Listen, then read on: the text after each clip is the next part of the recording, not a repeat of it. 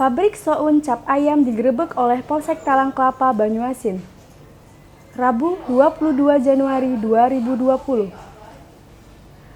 Penggerebekan tersebut terjadi lantaran tidak mengantongi izin produksi dan juga memalsukan izin dagang. Proses pembuatan Soun Cap Ayam pun dinilai tidak higienis dan mencampurkan kaporit. Menurut informasi, Soun tersebut diedarkan di sejumlah wilayah di Sumsel termasuk kota Lubuk Linggau. Sejumlah pedagang barang manisan di terminal pasar atas kota Lubuk Linggau pun banyak yang belum mengetahui jika Soun tersebut diedarkan di kota Lubuk Linggau.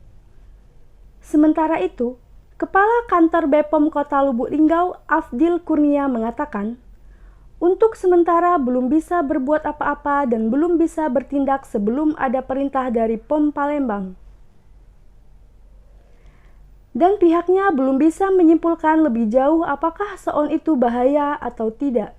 Karena belum mendapatkan sampel untuk pengujian, Afdil menuturkan, jika dalam proses pembuatan suatu makanan menggunakan kaporit itu diperbolehkan, namun dalam kadar tertentu.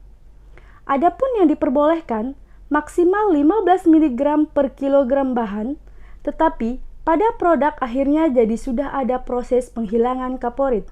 Dengan berbagai proses yang diperbolehkan, produk akhir atau jadi tidak lebih dari 1 pp residu kaporit yang ada. Demikian Nadia Tahzani, Sripoge TV melaporkan.